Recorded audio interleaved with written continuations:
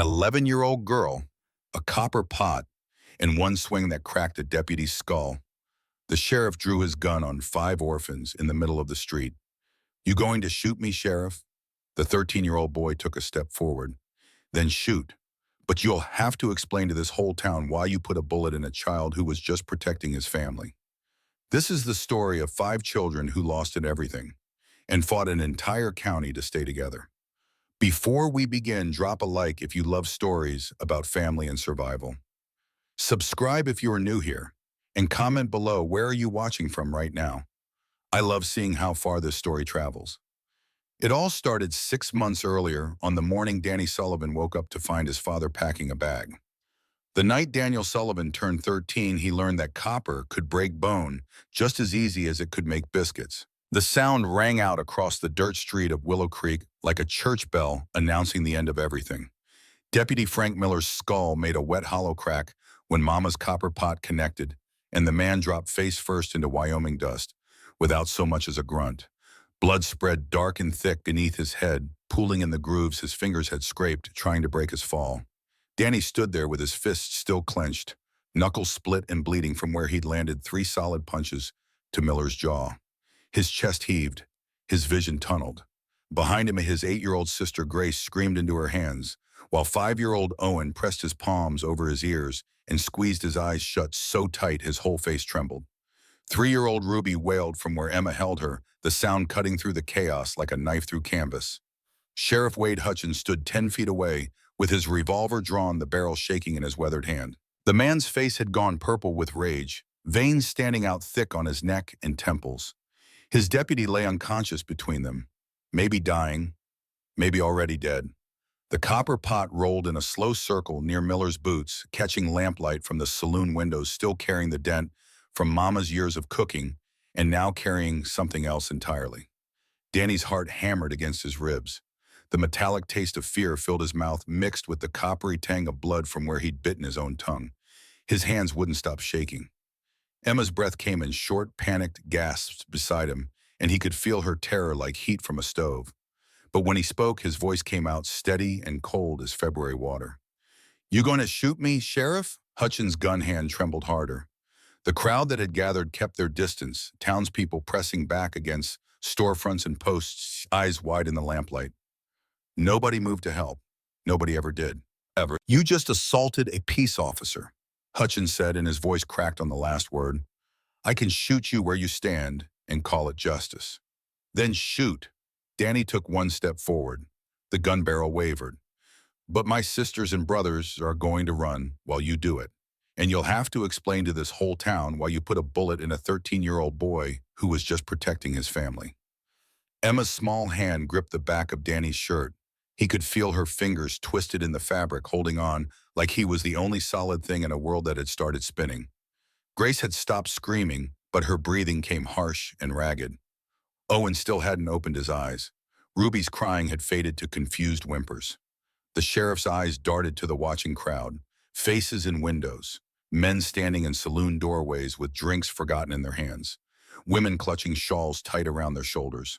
All of them seeing, all of them witnessing. Hutchins was good at a lot of things, but murdering children in front of witnesses wasn't one of them. His gun hand lowered an inch, then another. "This isn't over," Hutchins said, but the words came out weak and thin. "You're wanted now, all of you. I'll have every lawman in the territory hunting you down." Danny didn't answer. He just grabbed Owen's hand and started backing away, pulling Emma with him. Grace followed on instinct, her hand clutching Ruby from Emma's arms. They moved as one unit, 5 children joined by terror and blood and something deeper than either. The crowd parted for them like water around stones. They made it to the alley between the general store and the smithy before Hutchins' voice rang out again. "Run all you want, boy. There's nowhere you can hide that I won't find you." A gunshot cracked the air. Danny flinched but kept moving, pulling his family deeper into shadow. The bullet hadn't been aimed at them, just fired into the sky as a warning, or maybe just to save face. It didn't matter. They were running now, boots pounding dirt, lungs burning, running like rabbits from wolves that would never stop hunting. The darkness swallowed them whole. Behind them, Willow Creek erupted in shouts and chaos. Ahead lay nothing but wilderness in the slim, desperate hope that somewhere out there was a place that might take them in. Danny's split knuckles burned. His heart felt like it might explode. But he kept running, because that's what you did when you were 13 years old with 4 younger siblings depending on you to keep them alive. The copper pot lay forgotten in the street, blood drying dark on its battered surface. Tomorrow someone would pick it up and wonder whose it was. But tonight it had done its job. Tonight it had bought them time to run. That was 6 months after Mama died. 3 months after Papa sold them for $50 and a cleared bar tab. 3 hours before they would learn that sometimes the hardest part of survival isn't the running, it's the stopping. But that came later. First came the memory of how they'd gotten here, and that story started on a morning when Daniel Sullivan woke to find his father packing a bag and his whole world starting to crack apart at the seams. The sun hadn't even risen yet when Danny opened his eyes that day 6 months back. Something was wrong. He could feel it in the air, thick and heavy, like the pressure before a storm. The house was too quiet. Not the peaceful quiet of early morning, but the loaded silence of secrets being kept and choices being made without asking permission. He found William Sullivan in the kitchen stuffing clothes into a canvas bag by candlelight. His father's hands moved quick and guilty, and he didn't look up when Danny stepped through the doorway. "Where are you going, Pa?" William's hands froze on a folded shirt. For a long moment, he just stood there, shoulders hunched, still not turning around. When he finally spoke, his voice came out hollow and defeated. "I can't do this anymore, boy." Danny's stomach dropped. "Can't do what?" "This." William gestured vaguely at the house, at the sleeping children in the other rooms, at everything and nothing. 5 kids, no money, debts piling up higher than haystacks. Your mama's been gone 3 months, and I still can't breathe without thinking about her. I can't. "So you're leaving." The words came out flat. Not a question, a statement of fact, cold and hard as iron. "It's not like that." "Then what's it like, Pa? Because it looks like you're running away." William finally turned around. His face had aged 10 years in 3 months, deep lines carved around his mouth, and eyes gray, threading thick through his hair. But there was something else there too. Something that made Danny's chest go tight and his hands curl into fists. Guilt. And underneath that, relief. "I did something," William said. "Something to help you kids." "What did you do?" "I talked to Sheriff Hutchins." The words came out fast, like he needed to get them out before he choked on them. "Told him I couldn't care for you proper anymore.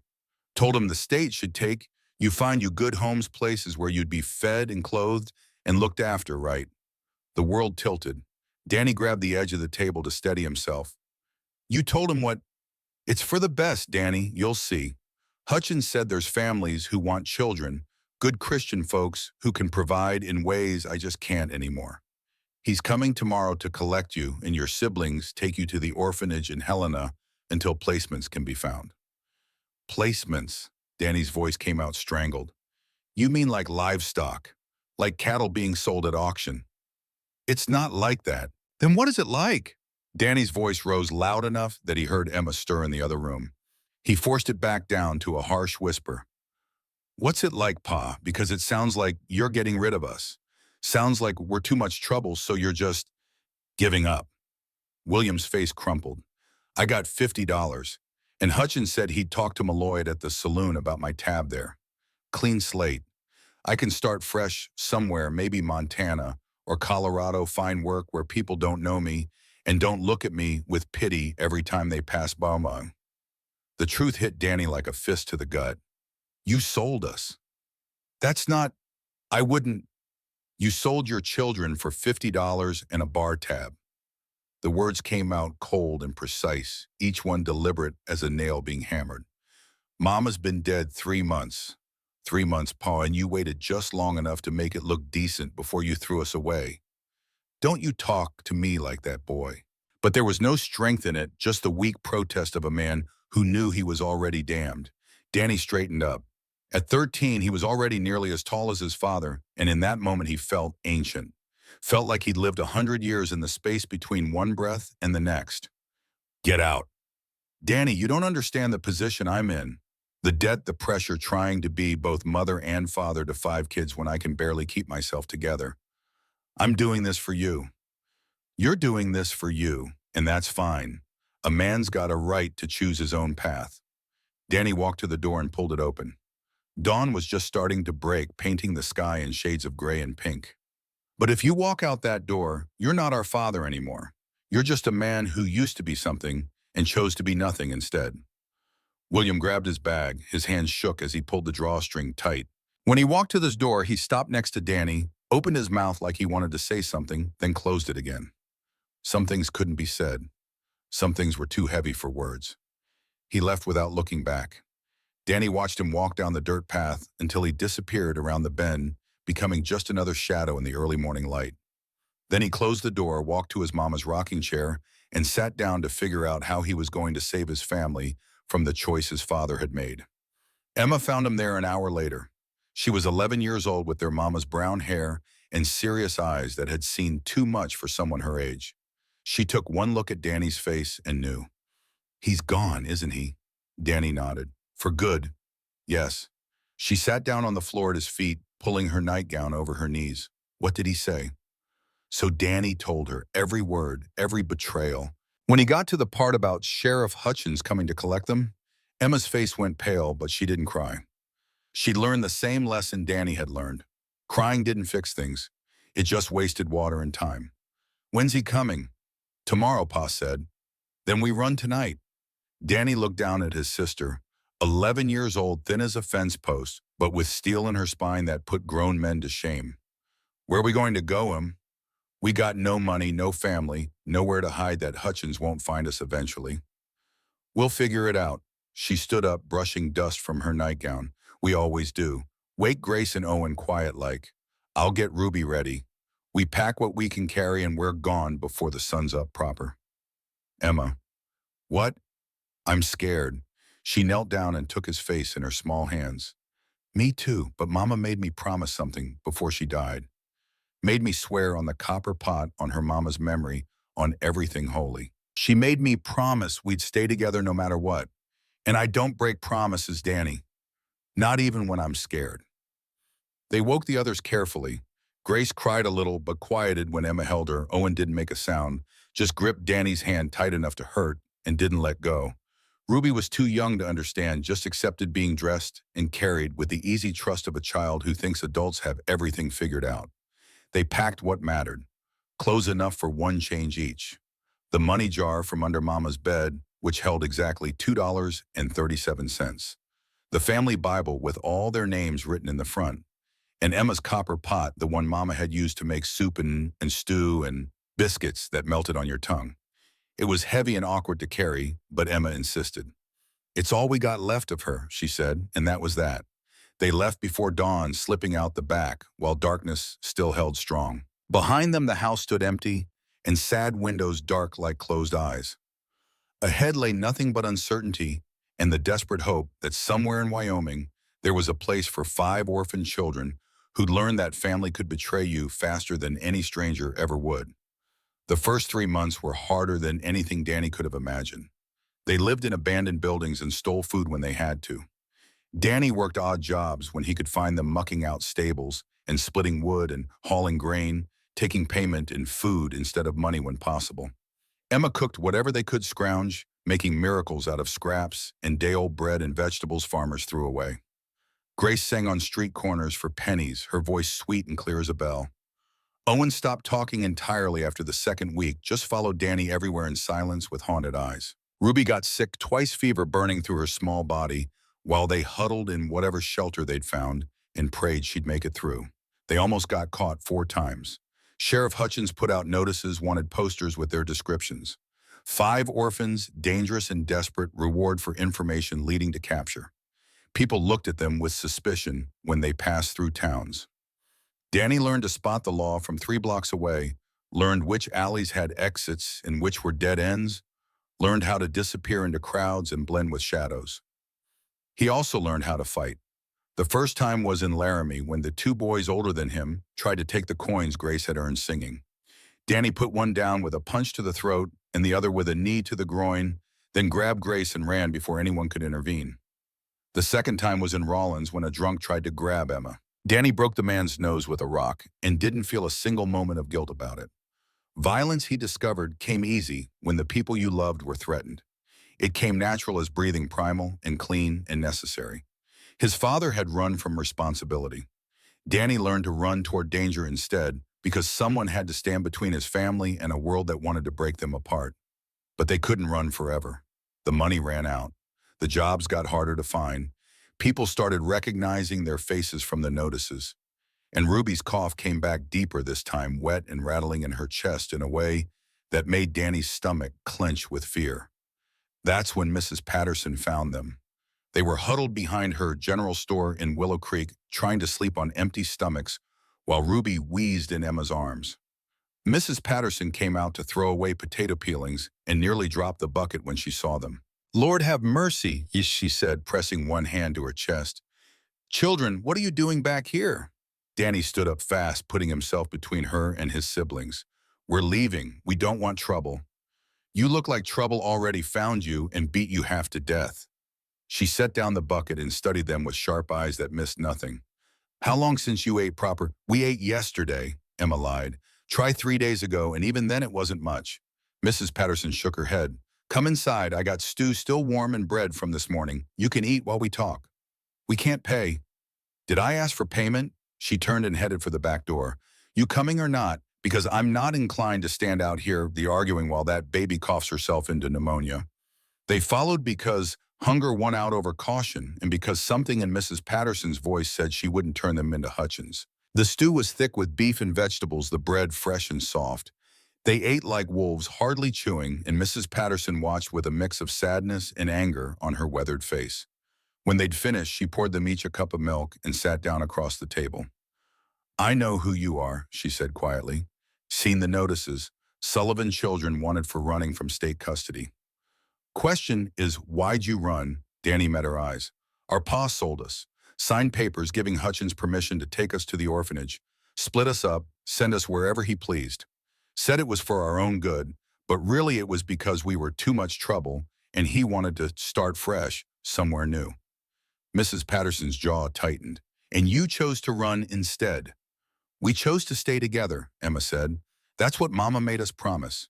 Together, no matter what." "Well," Mrs. Patterson stood and walked to the window looking out at the street beyond. "I'm going to tell you something and you can do with it what you will. There's a man named Jacob Brennan owns a ranch about 15 miles north of here. Stone Ridge Ranch, biggest spread in 3 counties. He lost his wife and daughter in a fire 7 years back, and he's been looking for a cook ever since. Goes through them like water because his standards are too high and his temperament's too low. Nobody can please him, and nobody stays long." "Why are you telling us this?" Danny asked. "Because if your sister there can cook half as good as my nose says she can, she might have a chance." Mrs. Patterson turned back to face them. "Brennan's a hard man, mean some would say, but he's fair in his own way, and he's got no love for Hutchins. The two of them have butted heads more times than I can count.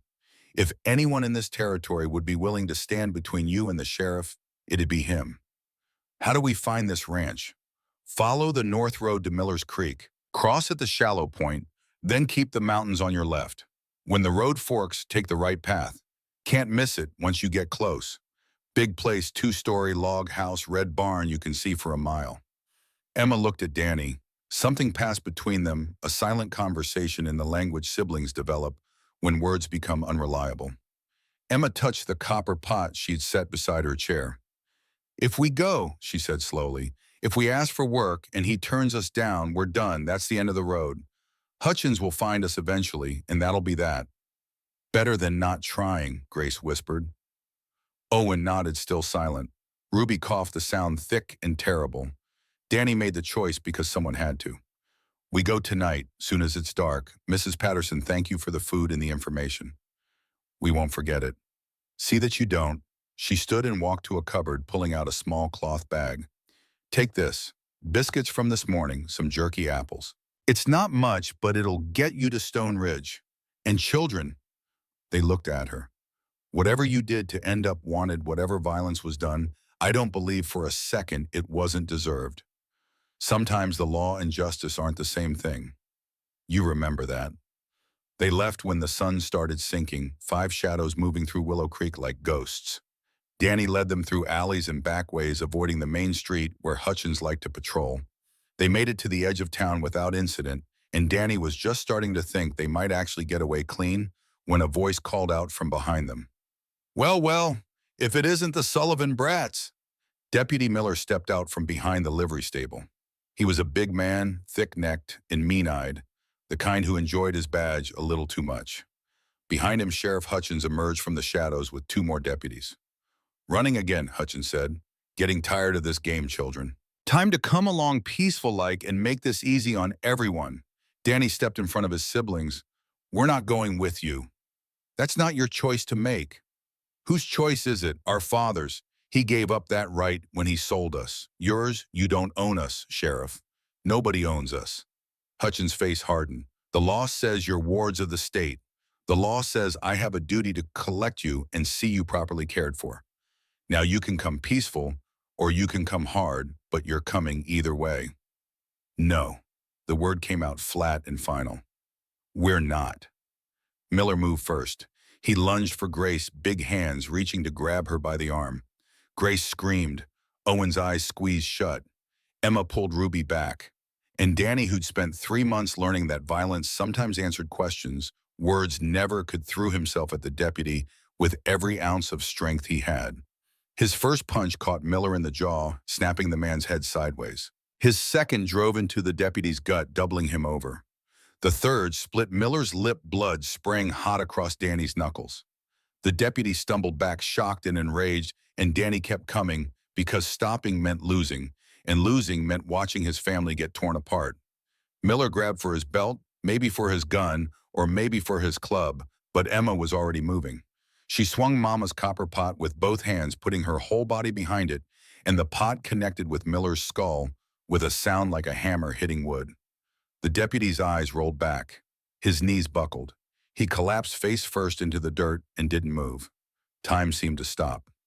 Danny stood there, breathing hard, fists still clenched, blood on his hands. Emma held the dented copper pot, her face white as milk. Grace had stopped screaming, but the sound still echoed in Danny's ears. Owen's eyes were still shut, hands pressed over his ears. Ruby cried in confusion and fear. And Sheriff Hutchins stood 10 feet away, with his gun drawn, shaking with rage or shock or both. That's where the night had started. That's where everything changed. And that's where Danny learned that sometimes the hardest choices are the ones you don't even know you're making until they're already made and there's no taking them back. But all that was hours ago now, miles behind them. They'd been running for 3 hours straight, following Mrs. Patterson's directions by moonlight, and Danny's legs burned like fire. Emma carried Ruby on her back, the little girl having fallen asleep despite the jostling. Grace stumbled along holding Owen's hand, both of them exhausted but determined. The copper pot banged against Emma's hip with every step, a constant reminder of what they'd done and what they were running from. Danny called a halt when they reached Miller's Creek. The water ran cold and clear over smooth stones, reflecting moonlight like scattered diamonds. They had to cross here, but Ruby's cough had gotten worse, and the thought of dunking her in icy water made Danny's chest tight with worry. How far you think we've come? Emma asked, easing Ruby down to sit on the creek bank. Maybe 10 miles, maybe less. Hard to tell in the dark. So we got another 5 to go. Give or take. Grace sat down hard, pulling Owen into her lap. I don't think I can walk 5 more miles. You can and you will, Danny said, but his voice came out gentler than the words. We're almost there, Gracie. Just a little further. And then what? This Brennan man lets us stay. Just like that, no questions asked. Then we see. Danny knelt by the water, cupping his hands to drink. The cold shocked his throat, drove away some of the exhaustion. But it's the only chance we got left, so we take it. Emma joined him at the water's edge. In the moonlight, she looked older than 11 lines of worry around her eyes that no child should have. She'd taken on so much cooking and caring and holding everyone together while Danny ran from Hutchins and looked for work and tried to be the man his father had refused to be. Danny, she said quietly, what we did back there, what I did, Deputy Miller, he might be dead. He might be. That makes me a murderer. That makes you someone who protected their family. Danny looked at his little sister, at the fear and guilt warring in her eyes. You think I wanted to punch a lawman? You think I enjoyed hurting him? I did what I had to do. Same as you. And if God wants to judge us for that, he can stand in line behind everyone else. Mama would be so ashamed. Mama would be proud. Danny took Emma's face in his hands the way she'd done to him that morning after Pa left. She told you to keep us together. You're doing that. The rest is just details. They crossed the creek in the shallowest spot they could find, wading through knee-deep water that stole the breath from their lungs. Owen slipped on the slick stones, and Danny caught him, held him steady, while the boy's small body shook from cold and fear and exhaustion. On the far bank, they wrung out their clothes as best they could and kept moving because stopping meant thinking, and thinking meant remembering, and remembering meant feeling, and they couldn't afford to feel right now. The mountains rose on their left, dark shapes against a star-filled sky. Danny had never seen so many stars. In town, they were dimmed by lamplight and obscured by smoke, but out here, they blazed fierce and bright, countless points of light spread across eternity. For a moment, he let himself imagine Mama up there somewhere, watching over them, proud of what they'd become, even if the path had been soaked in blood and copper. The fork in the road came just before dawn. Right path misses. Patterson had said, "Can't miss the ranch once you get close." Danny chose right and prayed she was telling the truth, because if she wasn't, if this was all some elaborate trap or misunderstanding, they had nowhere left to run and no strength left to try. The sun broke over the mountains just as Stone Ridge Ranch came into view. Danny stopped walking, and behind him, his siblings stopped too, all of them staring at what lay spread out in the valley below. The ranch was massive, bigger than anything Danny had imagined. Pastures stretched for what looked like miles, dotted with cattle that grazed peacefully in the early light. The barn stood 3 stories tall, red paint fading, but structure solid, big enough to hold 100 horses. Outbuildings scattered around the main house, each one well-maintained and purposeful. And the house itself, 2 stories of log and stone smoke, rising from the chimney windows, catching first light like they were made of gold instead of glass. "That's it," Emma breathed. "That has to be it." "It's so big," Grace whispered. Owen just stared, eyes wide. Ruby coughed in Emma's arms, the sound wet and concerning. Danny squared his shoulders. This was it, the last chance. The end of the road or the beginning of something new. He started down the path toward the ranch gate, and his family followed, because that's what families did. They followed each other into the unknown and hoped like hell they'd all make it out the other side. 2 men sat on the fence near the gate playing cards on an overturned crate.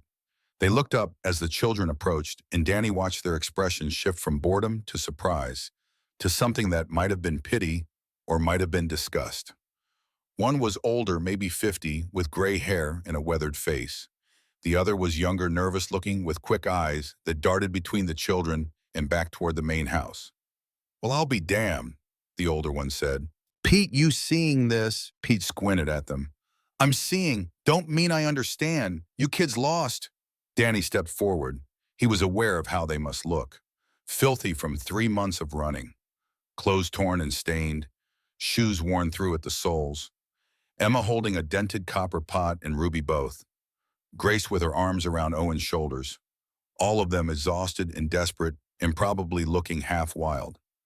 "We're looking for Jacob Brennan," Danny said, keeping his voice level. "We heard he needs a cook." The men exchanged glances. Then the older one, he'd later learn his name was Sam Cooper, started laughing. Not cruel laughter, but the surprised kind, like he couldn't quite believe what he was hearing. "A cook," Sam repeated. "Son, you're what, 13, and you think the boss is going to hire children to work his kitchen?" "Not me, my sister." Danny gestured to Emma. "She can cook, best in Wyoming. Our mama taught her everything." "I'm sure your mama taught her real good," Pete said. "But Mr. Brennan don't hire children. He's got standards, and those standards don't include having kids running around his kitchen." "She's 11, but she cooks like she's 30, Danny insisted. "Give her a chance, 1 meal. If it's not good enough, we'll leave and never bother you again." Sam climbed down from the fence, walking closer. His eyes were kind, despite his words. "What are you kids really doing here? You run away from home. Your folks know where you are." "Our ma's dead," Emma said quietly. "Our pa sold us to the state for $50 and a bar tab. We've been running from Sheriff Hutchins for 3 months. This is the last place we got left to go. If Mr. Brennan won't hire me, we'll die out there somewhere. So when I say I can cook, when I say I'll work harder than anyone you've ever seen, I mean it, because we don't have any other choice." The smile faded from Sam's face. He studied them again, seeing past the dirt and exhaustion to the desperation underneath. Pete looked away uncomfortable. "Wait here," Sam said finally. "I'll go talk to the boss. But don't get your hopes up. Jacob Brennan's heart died in a fire 7 years ago, and what's left ain't inclined toward charity." He walked toward the main house, leaving Pete to watch them with obvious discomfort. Nobody spoke. Danny held his breath. Emma shifted Ruby in her arms. Grace leaned against Owen. The morning sun climbed higher, warming the air, and Danny wondered if this was what hope felt like, or if it was just the last moments before hope died completely. Sam returned 5 minutes later. Behind him came a man who made Danny's breath catch in his throat. Jacob Brennan was the biggest human being Danny had ever seen. He stood at least 6.5 feet tall, shoulders broad as a barn door, hands the size of dinner plates. His hair was dark shot through with gray, pulled back from a face that looked like it had been carved from granite by someone who didn't believe in softness or mercy. But it was his eyes that truly captured Danny's attention. Gray as storm clouds, cold as winter rivers, and completely, utterly empty. Looking into those eyes was like looking into a well with no bottom, just darkness going down and down forever. "What's going on here?" The voice matched the man, deep and rough, like distant thunder. Sam gestured at the children. "Boss, these kids are looking for work. Say their sister can cook." "I don't hire children." "I know that, boss. Told them as much. But they seem pretty desperate, and I thought maybe you'd want to talk to them yourself before we sent them on their way." Brennan's eyes swept over them, taking in every detail with clinical precision. Danny forced himself to stand straight to meet that terrible gaze without flinching. Emma stepped forward, still holding Ruby, the copper pot hanging from her other hand. "Mr. Brennan," she said, and her voice only trembled a little. "My name is Emma Sullivan. This is my family. We heard you need a cook. I can do it. I'm good at it. Give me 1 week to prove myself. If you don't like what I make, we'll leave and never bother you again." "You're what, 10, 11, sir?" 11. Brennan's jaw tightened. "And you think you can cook for 17 grown men who work from dawn till dusk and eat like horses?" "Yes, sir." "That's nerve. I'll give you that. But nerve don't make biscuits, little girl." Emma set Ruby down carefully and held up the copper pot. "This was my mama's, sir. She could take nothing and make something. She could cook food that would make grown men cry. She taught me everything she knew before she died, and I promise you I won't let you down." Brennan stared at the pot. Something flickered across his face, too quick to identify there, and gone like heat lightning. His eyes caught on something, and Danny followed his gaze to the side of the pot where dried blood still stained the copper. "That blood," Brennan said quietly. "Whose is it?" Danny stepped forward before Emma could answer. "A man who tried to take our family apart, sir. Deputy in Willow Creek. He put hands on my sister Grace, so I put my fists in his face, and Emma made sure he stayed down." "You kill him?" "Don't know, sir, but I would have if it meant keeping my family together." The silence stretched out so long Danny thought he might break under the weight of it. Brennan looked at him.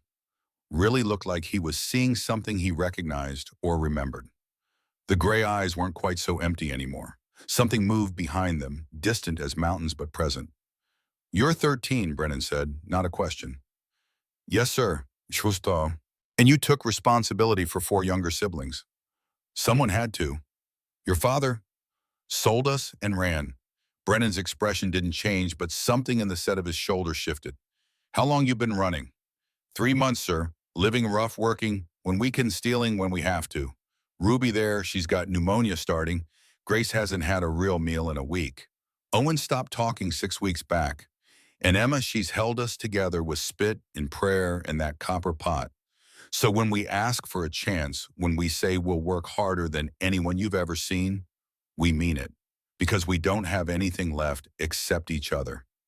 Brennan was quiet for so long, Danny started to think he'd simply walk away without another word.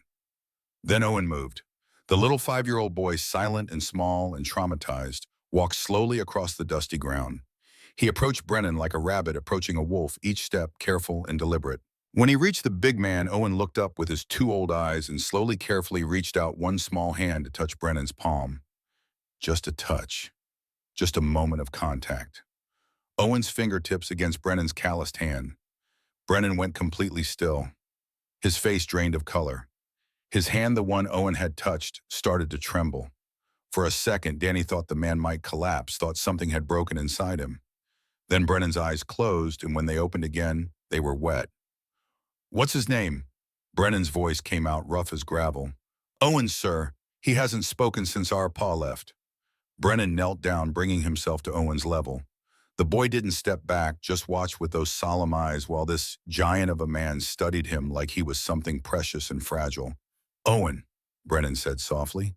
"That's a good name." Owen didn't respond, just kept his hand where it was touching Brennan's palm. Brennan closed his eyes again, drew a shaky breath.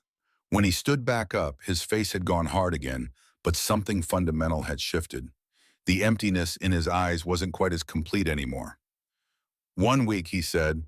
"Food's good, you stay. Food's not good, you're gone." "Clear." "Yes, sir," Emma said quickly. "Those children stay out of my way. I don't want to see them, hear them, or be reminded they exist. They work, they stay quiet, they don't cause trouble. Understood?" "Yes, sir." "And boy." Brennan looked at Danny. "You act like a man. You protect your family. I respect that. But if you ever lie to me, if you ever betray my trust, I'll throw you out so fast your head will spin. I don't care how many hungry mouths you got or how many promises you made. We clear?" "Crystal clear, sir." Brennan nodded once sharp and final. "Sam, show them to the kitchen quarters. Get them settled. Tell them what's expected." He turned to walk away, then stopped. "And Sam, have Doc Martin come look at the little one. That cough sounds like it could turn bad." "Yes, boss." Brennan walked away without another word, his shoulders stiff and his stride purposeful. But Danny saw the way the man's hands shook at his sides, the way he kept them clenched into fists, like he was trying to hold something in or keep something out. Sam let out a long breath. "Well, that's the first time in 7 years I've seen the boss change his mind about anything. You kids must have some kind of magic." "We don't have magic," Danny said. "We just have each other. Sometimes that's the same thing." Sam gestured toward a small building attached to the back of the main house. "Come on, let's get you settled. You look like you could all use food rest and a good scrubbing. And little Miss Emma, you got a lot to prove come morning." They followed Sam across the ranch yard, 5 children who'd run from everything and ended up somewhere they never expected. The kitchen quarters were small but clean, 2 rooms with beds and a stove for heat.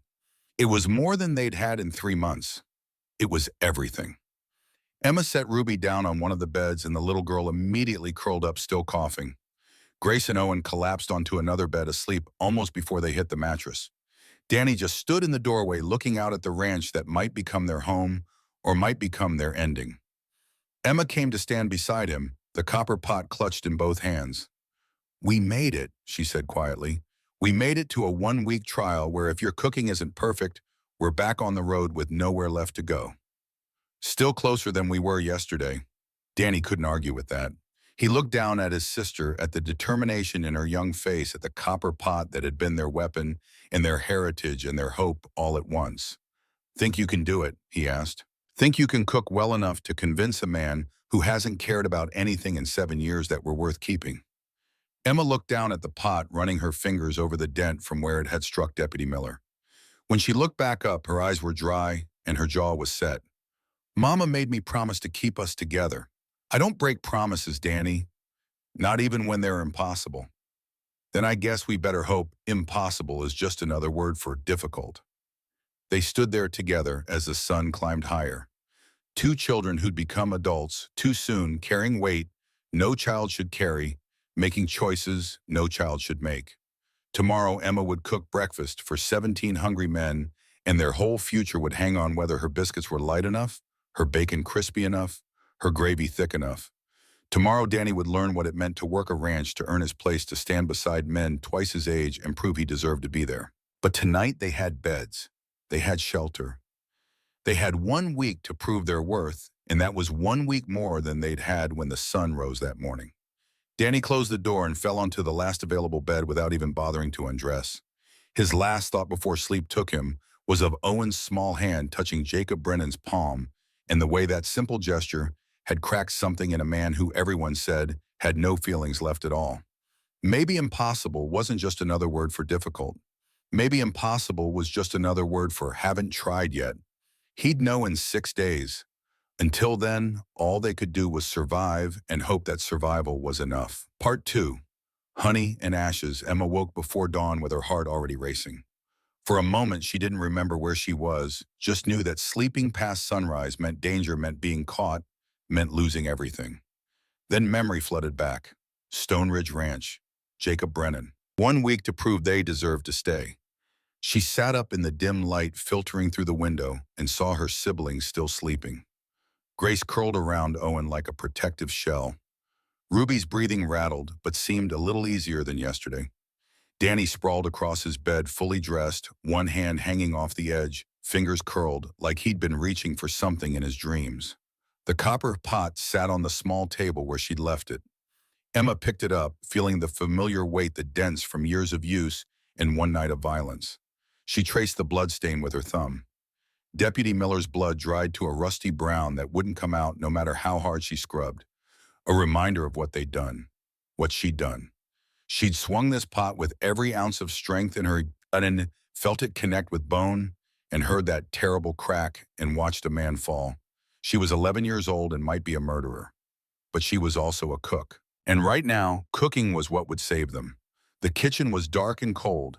Emma found matches and lit the stove, coaxing flame from kindling until heat began to spread through the room. On the counter, she found a note written in sharp, angular handwriting. 17 men. They eat like horses. Don't disappoint me. No signature. Didn't need one.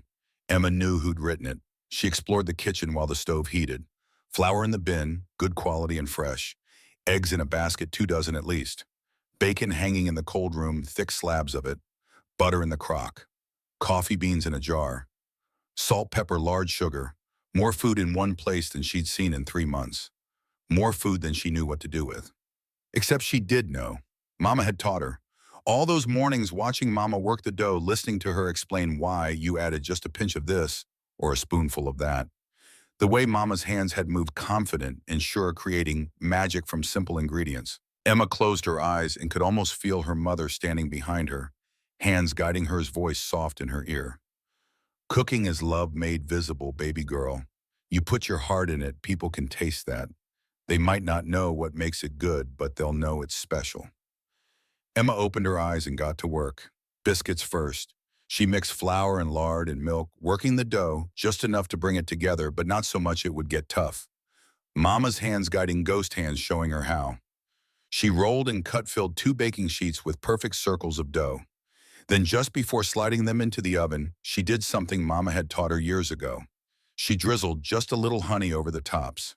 Not enough to make them sweet, just enough to give them something extra. Something that would make men pause and wonder what that taste was, that hint of sunshine they couldn't quite place. Honey is sunshine to bread, Mama used to say. Adds light where there wasn't any before. Emma put the biscuits in the oven and moved to the bacon. She laid out strips in the big cast iron skillet, careful not to let them overlap. As they sizzled, she cracked eggs into a bowl, added cream and a pinch of pepper. The kitchen filled with smells that made her stomach growl and her hands shake with hunger, but she didn't stop to eat. Not yet. Not until the men were fed. Danny appeared in the doorway as she was making gravy from the bacon drippings. You need help. Can you cook? No, but I can learn. Emma smiled despite her nerves. Set the table, plates, forks, cups, coffee mugs. Make sure there's enough for everyone. Danny worked quickly, his movements efficient despite exhaustion. They'd learned to work together over these 3 months, developed a rhythm where words weren't always necessary. Emma cooked, Danny assisted, and together they made it work. The biscuits came out golden brown and perfect. The bacon crispy at the edges, but still tender in the middle. The eggs scrambled, soft and creamy. The gravy thick and rich. Emma arranged it all on the big serving platters, poured coffee into the massive pot, and stood back to look at what she created. It looked like hope. It smelled like survival. It tasted, she knew without even trying it, like Mama's love turned into breakfast. The door opened at precisely 6 o'clock. The men filed in 17 cowboys in various stages of wakefulness, talking and laughing until they saw the table. Then conversation stopped. They stared at the spread like they'd never seen food before. Sam Cooper stepped forward first. He picked up a biscuit, turned it over in his weathered hands, studied it like it might contain secrets. Then he took a bite, his eyes closed. His face went still. For a long moment, he just stood there, chewing slowly, and Emma held her breath, waiting for judgment. "Lord Almighty," Sam said finally. "Boys, you need to try this." The men descended on the table like locusts. They grabbed biscuits and bacon, scooped eggs onto plates, poured gravy over everything. The sounds they made weren't quite decent. Groans of pleasure, muttered curses of disbelief, the clatter of forks against plates as they went back for seconds before they had even finished first. A young cowboy with red hair looked up at Emma with something like reverence in his eyes. "Miss, these are the best biscuits I've ever tasted. What did you put in them?" "Just the usual," Emma said quietly. "Flour, lard, milk." "There's something else, something I can't place." "Honey," Emma admitted. "Just a little. My mama taught me." "Your mama taught you right." The cowboy took another bite, closing his eyes. "This tastes like home, like Sunday morning when you were a kid and everything was safe and good." Emma felt tears prick her eyes but blinked them back. She couldn't afford to cry. Not now. Not when everything depended on being strong. The men cleaned every platter. 17 grown cowboys, and not a scrap of food remained when they finally pushed back from the table. Sam stood and adjusted his hat. "Miss Emma, I owe you an apology. Yesterday I didn't think you could do it. I was wrong." "Most folks are," Emma said, then immediately worried she'd been too sharp. But Sam just laughed. "I reckon you're right. Now I bet I won't tell the boss his breakfast is ready. Though knowing him, he probably already knows from how this kitchen smells." Emma's stomach clenched. The men had been easy hungry and grateful for good food. But Jacob Brennan was different. Brennan had standards no one could meet. Brennan had a dead wife who'd probably cooked like an angel. How was Emma supposed to compete with a ghost? She prepared his tray with shaking hands. The best biscuit, the crispiest bacon. Eggs cooked perfectly. Coffee in a cup she'd scrubbed until it gleamed. And after a moment's hesitation, a small dish of honey on the side. Sam had told her where Brennan's study was. Emma carried the tray down the long hallway, her footsteps echoing on wood floors. The house felt empty despite its size, like a body with no soul. Pictures should have hung on these walls. Rugs should have covered these floors, but there was nothing. Just bare walls and silence and the ghost of a family that had burned. She knocked on the heavy oak door. "What?" The voice from inside was sharp, annoyed. "It's Emma, sir. I brought your breakfast." "Leave it outside." Emma hesitated. Every instinct screamed at her to do what he said, to set down the tray and run back to safety. But that's not how you won someone over. That's not how you proved you were worth keeping. She opened the door and walked in. Brennan sat behind a massive desk covered in papers and ledgers. He looked up with an expression that could have frozen water in July. "I said leave it outside." "I heard you, sir." Emma crossed the room and set the tray on the edge of his desk. "But hot food doesn't stay hot long, and cold biscuits aren't worth eating." Brennan stared at her. For a second, Emma thought she'd gone too far, thought he'd throw her out right then. Then something shifted in his face. Not quite a smile, but close. "You've got nerve, I'll give you that." "So I've been told, sir." Brennan looked down at the tray. He picked up a biscuit, examined it with the same careful attention Sam had shown. Emma watched his face as he took a bite, watched him go completely still, watched something flicker across his features, there and gone, like heat lightning. "This honey," Brennan said slowly. "You put honey in these?" "Yes, sir. Just a little. My mama used to say it was like sunshine to bread." The biscuit fell from Brennan's hand. His face had gone pale, his eyes distant. When he spoke again, his voice came out rough and broken. "Sunshine to bread. That's what she used to call it. My wife, Catherine, she'd drizzle honey on her biscuits and say that exact phrase. Sunshine to bread." Emma's heart stopped. She hadn't known. How could she have known? But she'd stumbled into something private and painful, had accidentally torn open a wound 7 years hadn't healed. "Sir, I didn't mean to." "Get out." "Sir, I said get out." His voice cracked. "Leave the tray. Just go." Emma ran. She made it back to the kitchen before her legs gave out, sliding down against the cupboard to sit on the floor. Her whole body shook. She'd ruined it. One breakfast in, and she'd already ruined everything by reminding Brennan of the wife he'd lost. Danny found her there 10 minutes later. He knelt beside her, put his arm around her shoulders. "What happened?" "I hurt him." Emma's voice came out small and broken. "I made biscuits with honey like Mama taught me, and his wife used to do the same thing. I reminded him of what he lost, and now he hates me." "Em, he told me to get out, Danny. Couldn't even look at me. We're done. We're finished." Danny pulled her closer. "Sam came to find me. Said the boss ate every bite on that tray. Said it's the first time in months Brennan's cleaned his plate." Emma looked up. "What?" "He wasn't angry at you. He was remembering. And for a man who spent 7 years trying to forget, remembering probably hurts worse than any physical pain could. But we need him to want us to stay. How's he going to want that if I keep making him sad? Maybe sad is better than nothing. Maybe feeling something, even pain, is better than being dead inside." Danny helped her stand. "You did good, Em. You cooked like Mama taught you, and you reminded a broken man what it felt like to be whole. That's not a bad thing." Emma wanted to believe him. She really did. But all she could see was Brennan's face going pale, his voice breaking the way he'd told her to leave, like her presence was poison. The rest of the day passed in a blur. Emma prepared lunch, dinner, each meal as good as the last. The Cowboys praised every bite. Sam reported that Brennan ate everything she sent to his study. But the man himself never appeared. Never came to thank her or tell her it was good or confirm that yes, she could stay past this 1-week trial. By nightfall, Emma was exhausted. She checked on Ruby, whose cough sounded a little better after Doc Martin's visit and medicine. She helped Grace and Owen get ready for bed. She sat with Danny on the front step of their small quarters and watched stars come out over Wyoming. "One day down," Danny said. 6 to go. "Feels like 100. We've survived worse." "Have we?" Emma looked at her brother. 3 months running, that was simple.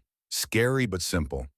This is complicated. This is trying to fit into a place that doesn't want us, trying to convince a man who's forgotten how to care that we're worth caring about.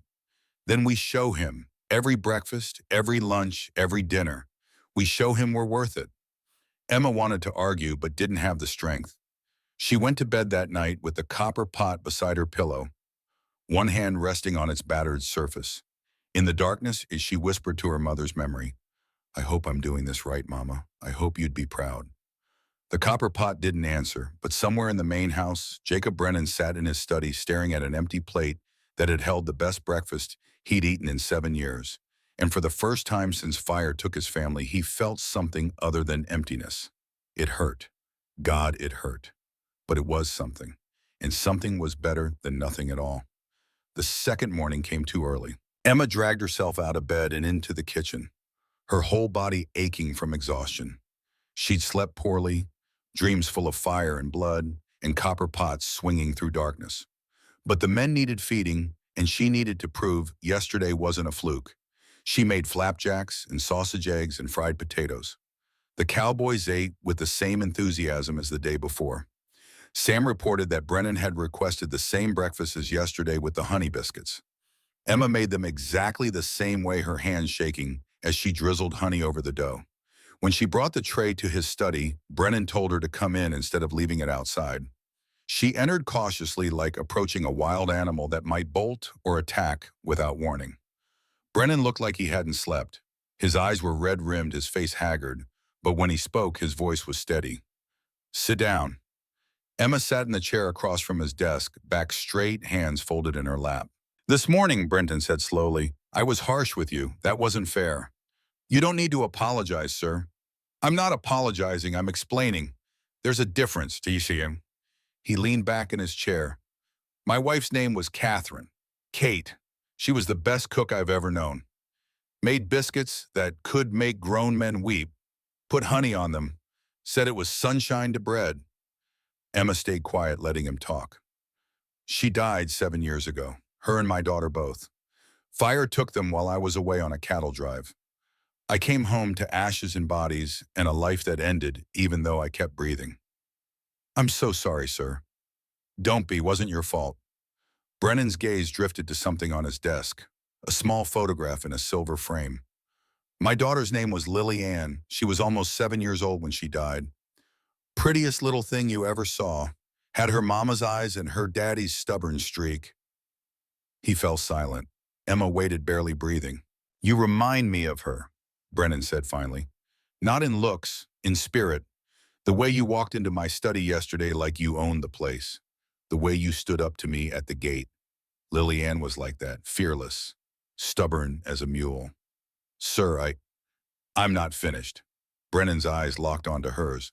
I don't know your story, don't know where you came from or what you're running from. And frankly, I don't care. What I care about is whether you can do the job.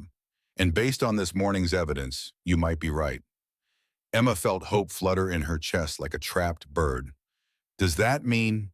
It means you've got 5 more days to prove yourself. Think you can do that? Yes, sir. Good. Brennan's voice hardened slightly. Now about those siblings of yours, the little one, the boy who doesn't talk. What's his story? Owen, sir, he's 5. He stopped talking when our father left.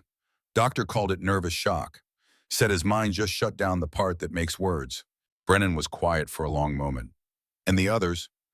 Danny's 13. He thinks he's the man of the family even though he's just a boy. Grace is 8. She sings when she's scared, makes up songs to keep herself calm. And Ruby's 3. She doesn't understand much of what's happening, which might be a blessing. Your father abandoned you. Yes, sir, 6 months ago. And your mother? Dead, sir. Fever took her a year ago. Brennan shook his head slowly. You've been taking care of them all by yourself. Yes, sir. For 6 months. Yes, sir. You're 11 years old. Age doesn't matter when there's work to be done, sir. For a long moment, Brennan just looked at her. Then he reached into his desk drawer and pulled out a small leather pouch. Coins clinked in Sudan. Advance on your wages, he said, tossing it to her. Get those children some proper clothes. There's a general store in Willow Creek about 5 miles east. Sam can take you tomorrow. Emma caught the pouch, stunned. Sir, I can't. You can and you will? I won't have anyone working for me looking like ragamuffins. Brennan pulled a stack of papers toward him. Now get out. I've got work to do. Thank you, sir, for everything. Don't thank me yet. You've still got 5 days to prove yourself. Emma left the study with the pouch clutched against her chest, her mind reeling. An advance on wages, proper clothes for the children. Was this real? Could they actually be safe here? She found Danny in the barn learning how to groom horses from Sam. Her brother looked up when she entered, saw her face, and immediately came over. What happened? He gave us money for clothes. Said Sam will take us to town tomorrow. Danny's eyes went wide. He what? And he ate all his breakfast again. And he told me about his wife and daughter. And he said I remind him of his daughter. The words tumbled out too fast, tripping over each other. Danny, I think maybe we're going to be okay.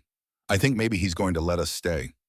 Don't count on it yet, Sam said, walking over with a brush in his hand.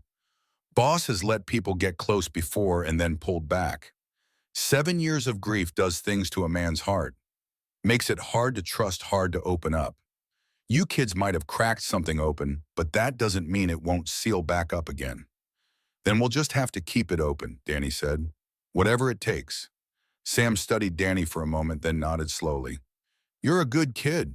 Your pa was a fool to throw you away. My pa was a drunk and a coward, Danny said flatly. But I'm not him. None of us are. No, Sam agreed. You are definitely not. The third day brought unexpected rain, cold and steady. Emma made soup and fresh bread food that would warm bodies and souls. The Cowboys tracked mud through the kitchen, but praised her cooking even louder than before. Brennan sent word through Sam that the soup was excellent. Emma felt like she could breathe a little easier. Then the 4th day came and everything changed. Emma woke to Ruby crying, not the usual fussy crying of a tired child, but the desperate wailing of real pain. She ran to where Grace was trying to comfort the little girl, saw Ruby's face flushed red, her small body trembling. She's burning up, Grace said, fear making her voice thin. Emma, she's so hot. Emma touched Ruby's forehead and felt heat that scared her down to her bones. She ran to wake Danny, who took one look and his face went pale. That's not good. I know it's not good. What do we do? We need a doctor. Danny was already pulling on his boots. I'll go find Brennan. Danny, it's 4 in the morning. I don't care what time it is. Danny ran through the rain to the main house and pounded on the door until a lamp flickered on inside. Brennan appeared a minute later, a hair mussed shirt, untucked, looking more human than Danny had seen him. What the hell is going on here, Ruby? She's sick, real sick.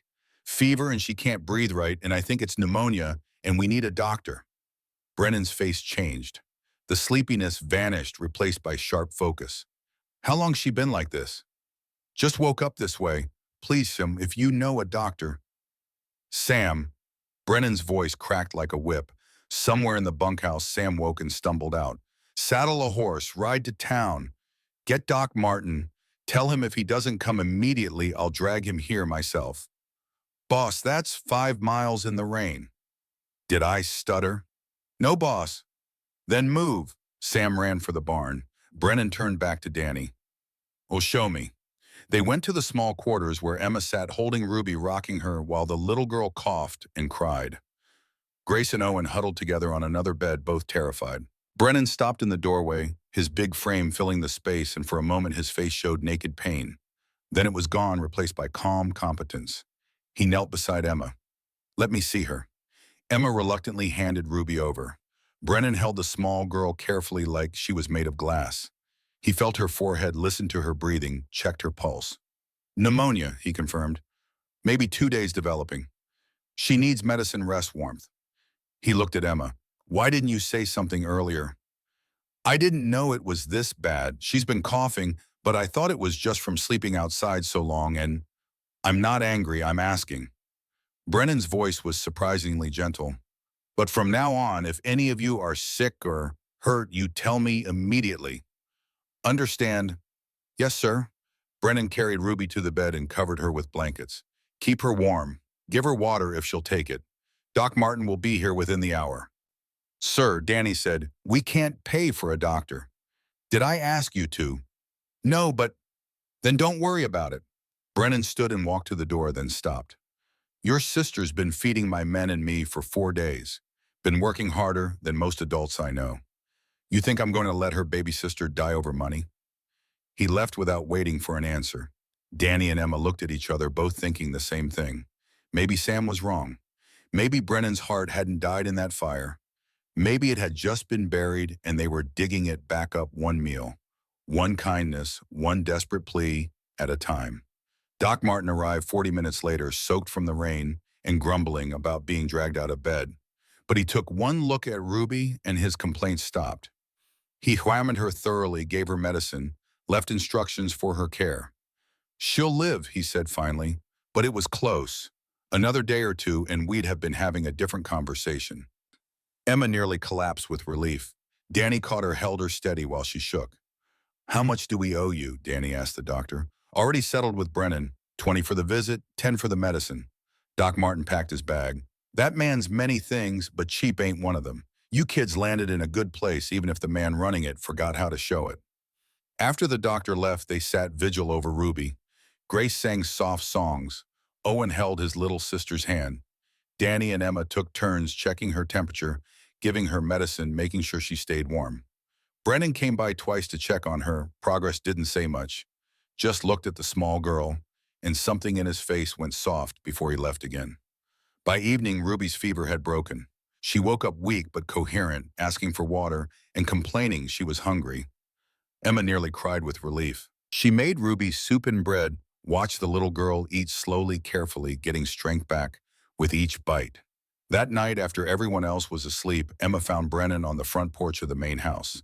He stood in the darkness, looking out at the rain-soaked ranch. Mr. Brennan, he turned. She okay? Yes, sir, thanks to you. Thanks to Doc Martin. Thanks to you for sending for him, for paying for him, for caring enough to help. Emma stepped closer. We don't have much, sir. Can't repay you with money, but I promise I'll work harder than anyone you've ever hired. I'll cook the best meals you've ever eaten. I'll make you glad you let us stay. Brennan was quiet for a long moment. When he spoke, his voice was rough with emotion. When Lillian was sick, she got sick with scarlet fever. We thought we'd lose her. I sat by her bed for 3 days straight, Didn't sleep, didn't eat, just prayed to a God I wasn't sure was listening. And she pulled through. She survived. He paused. 6 months later, she died in a fire while I was 50 miles away chasing cattle.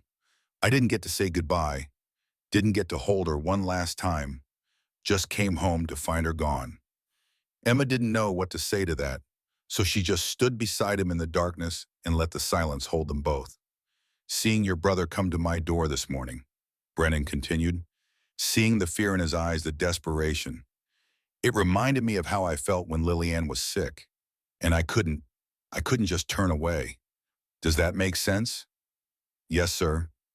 Your family, Brennan said slowly, you're doing something to this place. To me, making it feel less like a tomb and more like a home. I'm not sure I'm ready for that, but I'm not sure I can stop it either. Would you want to if you could? Brennan looked down at her. In the faint light from the window, she could see his face, the lines around his eyes, the gray in his hair, the weight of 7 years of grief. But she could also see something else, something that might have been hope, or might have been fear, or might have been both. No, he said finally, I don't think I would. The 5th and 6th days passed in a blur of cooking and caring for Ruby. Emma made meals that had the cowboys singing her praises. Brennan ate every bite she sent to his study and twice came to the kitchen to tell her himself that the food was excellent. Danny worked alongside Sam and the other men learning to rope and ride and work cattle. Grace sang to Ruby and helped Emma with simple cooking tasks. Owen stayed close to everyone, still mostly silent but present in a way he hadn't been in weeks. On the 7th evening, their trial week complete, Brennan called Danny to his study. Danny went with his heart in his throat, knowing this was it, the final judgment. Stay or go, live or die in a way that had nothing to do with physical survival and everything to do with having a place in the world. Brennan sat behind his desk, papers spread before him, looking every inch the rancher and businessman. But his eyes were softer than they'd been a week ago, warmer, more alive. Sit down, son. Danny sat. It's been a week. Yes, sir. The food's been exceptional, better than exceptional. The men are happier than I've seen them in years. Productivity's up, morale's up. Even Sam is smiling, and that man hasn't smiled since the war. Danny waited, hardly breathing. So here's what I'm thinking, Brennan said. Forget the trial period. I want you and your siblings to stay. Permanently. All 5 of you. The words hit Danny like a physical blow. He opened his mouth, but no sound came out. Brennan smiled slightly. I'm also going to start paperwork to officially adopt Grace, Owen, and Ruby, the 3 youngest. They need legal protection, and I can provide that. Emma's more complicated because of her age, but I've spoken with Widow Harrison in town. She's agreed to be Emma's legal guardian on paper, though Emma will continue living and working here. And you, Danny, you're 13, old enough to work legally as a ranch hand. I'll pay you wages, train you proper, teach you everything I know about running this place. Danny found his voice. Why? Why would you do all this for us?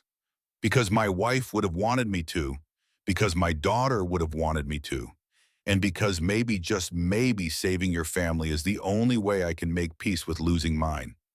Danny stood up, his legs shaking. Thank you, sir. I don't know what else to say except thank you. Don't thank me yet. This isn't charity. You'll work hard, harder than you've ever worked, and there will be rules, but you'll have a home. You'll have safety. You'll have a future. Brennan stood and extended his hand. What do you say, son? Danny took the offered hand and shook it, feeling calluses against his own strength, meeting strength. I say yes, sir. Yes to all of it. They shook on it, man and boy, rancher and orphan, 2 broken people, building something new from the ashes of what they'd lost. It wasn't the ending Danny had dreamed of. It was better. It was real. He ran back to tell his siblings, bursting through the door of their quarters with news that would change everything. Emma looked up from where she was teaching Grace to knead bread. Owen sat in the corner with a book Sam had given him. Ruby played with a rag doll one of the cowboys had carved. We're staying, Danny said, and his voice cracked on the words. Permanent. He's adopting the little ones. We're staying. Emma dropped the dough. Grace screamed with joy. Owen's face split into the first smile Danny had seen in months. Ruby laughed because everyone else was laughing, too young to understand but old enough to feel the happiness in the air. They celebrated that night with a special dinner. Emma prepared the best meal she'd ever cooked. The Cowboys came and ate and toasted the family that had somehow become part of their own. Sam made a speech about how Stone Ridge had been dead for 7 years and was finally coming back to life. The men cheered, and Brennan, standing at the head of the table with a glass of whiskey in his hand, looked at the 5 children who'd stumbled into his life, broken and desperate, and somehow fixed something inside him he'd thought was beyond repair. To family, he said simply, the one you're born with and the one you choose. To family, everyone echoed. But even as they celebrated, even as happiness filled the ranch house for the first time in 7 years, danger was gathering in Willow Creek. Word had come that Deputy Miller had survived, but would never walk or speak again. His brain damaged beyond repair from the blow Emma's copper pot had delivered. Sheriff Hutchins had not forgotten, and Hutchins was not the kind of man who forgave or forgot. 2 weeks after the celebration, he came. It was midnight when the barn caught fire. Emma woke to screaming, to the smell of smoke, to the sound of men shouting and running. She threw on clothes and ran outside to see flames climbing into the night sky, consuming the barn, where the horses were kept, where hay was stored, where 7 years of work and investment burned. The ranch hands formed bucket brigades. They threw water that evaporated before it even reached the flames. Danny ran past carrying buckets until his arms felt like they'd fall off. Grace and Owen stayed inside with Ruby, all of them terrified. And Brennan stood at the center of it all, directing men making decisions. His face illuminated by fire in a way that made Emma's stomach clench because she knew this must be what it looked like the night his family died. Then she heard it, a sound that cut through the chaos like a knife through paper. A horse screaming in terror. Molly, Owen's horse. The gentle mare that had been the first thing to make Owen smile in months. She was still in her stall attached to the burning barn. Emma didn't think. She just ran toward the fire, toward the heat and smoke and danger.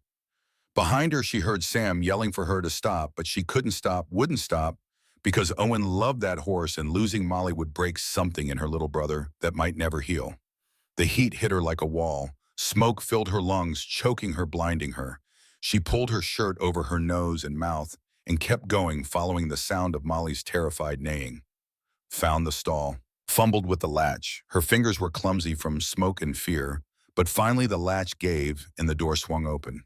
Molly bolted past her, nearly trampling her in the rush to escape. Emma tried to follow, but her legs gave out. She collapsed to the ground, coughing, gasping for air that was all smoke and heat and death. The ceiling above her groaned. Beams started to fall. This is how I die, she thought, saving a horse. Mama would be so proud, or so angry, I'm not sure which. Then strong arms grabbed her, lifted her, carried her through flames that licked at her hair and clothes. Fresh air hit her face and she gasped, coughed, vomited smoke and fear onto the ground. Brennan set her down and then collapsed beside her, his jacket smoking. He'd run into a burning building to save her. Run into fire. For her. You stupid, stupid girl, he gasped. You could have died.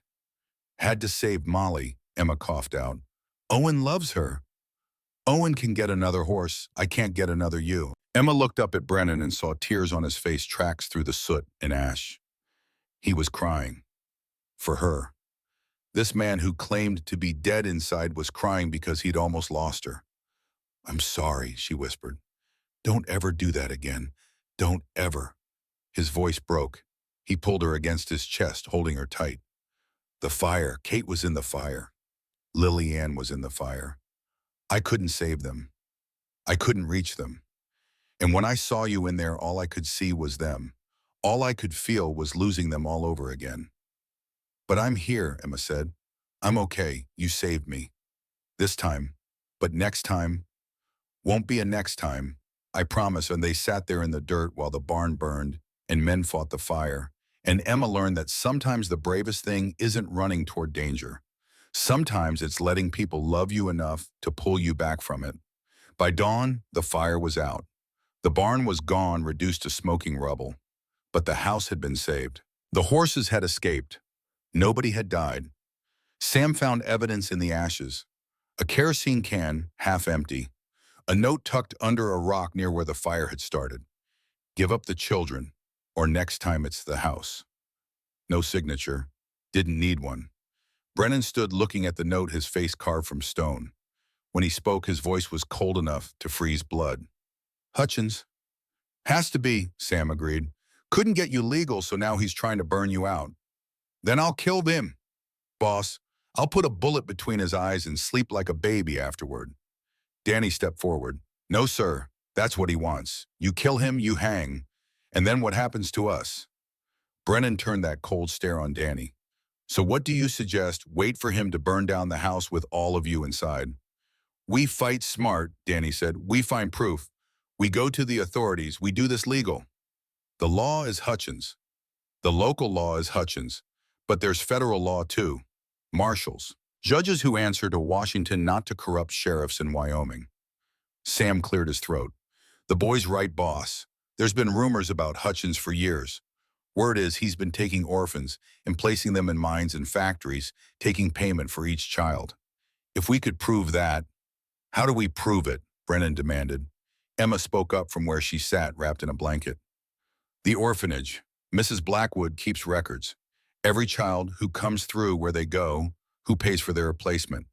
If Hutchins has been doing this for years, there'll be proof in those records. Those records are locked in her office. Then we find someone who can get them, Danny said. Someone who works there, someone who's been suspicious. Sam nodded slowly.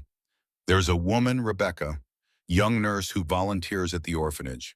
She's mentioned to me before that things don't add up, that children disappear without proper documentation. If we could convince her to help. Do it, Brennan said. Talk to her, get those records. And when we have proof, we take it to the federal marshal in Helena, and we bury Hutchins so deep he never sees daylight again. They made their plans carefully. Sam would approach Rebecca, would explain the situation, would ask for her help. It would take time, maybe a week, maybe two. But they had to be patient, had to be careful. One wrong move and Hutchins would know, and then the children would disappear into a system designed to break them apart and use them up. Emma went back to cooking, though her hands shook every time she touched the copper pot. The barn raising started, cowboys and neighbors coming together to rebuild what fire had destroyed. Danny worked alongside them, learning the rhythm of construction, the satisfaction of building something with your own hands. And in the evenings, Brennan would sit on the porch with his adopted family gathering around him. Grace would sing. Owen would read aloud, his voice soft but present. Ruby would climb into Brennan's lap and demand stories. Emma and Danny would sit on the steps and watch the sunset over Wyoming and think about how far they'd come and how much further they still had to go. On the 10th day after the fire, Rebecca came to the ranch. She brought with her a thick folder of papers, records she'd copied from Mrs. Blackwood's office at great personal risk. Her hands shook as she gave them to Brennan. 63 children, she said, over 10 years, most sent to mines in Montana, factories in Pennsylvania, cotton farms in Alabama, and every single transfer signed by Sheriff Wade Hutchins. Brennan opened the folder and read. His face grew darker with each page. These children, they were sold. Like livestock, Rebecca confirmed, 50 to 150 per child depending on age and health. Mrs. Blackwood and Sheriff Hutchins split the payment. And nobody questioned this. Who would question the law? Rebecca's voice was bitter. Hutchins has been sheriff for 15 years. He has judges in his pocket, deputies who follow his orders without question. The orphanage is licensed by the state. On paper, everything looks legitimate. Emma looked at the records and felt sick. 63 children, 63 lives destroyed. She and her siblings would have been numbers 64 through 68 if they hadn't run. What do we do with this? Danny asked. We take it to the federal marshal, Brennan said. There's one staying at the Silver Star Inn doing some kind of inspection of ranches in the area. William Thornton, I met him once years back. Good man, honest. This is exactly the kind of corruption he's supposed to root out. The inn is 5 miles from here, Sam said. If we ride out, Hutchins will know something's up. He's been watching the ranch. Then we send someone he won't suspect, Brennan said. He looked at Emma. Someone he thinks is just a child, just a cook, someone he'd never imagined could bring him down. Emma's blood went cold. You want me to go? I want you to have a choice. This is dangerous. If Hutchins catches you with those records, there's no telling what he'd do. But you're also the only one who could slip past his watching. Danny stood up fast. No, absolutely not. I'll go. Hutchins knows your face. He's looking for you specifically. But Emma, Brennan looked at her gently. He thinks you're just the sister, the one who cooked, not a threat. She's 11 years old, Danny said. You can't ask her to. I can do it.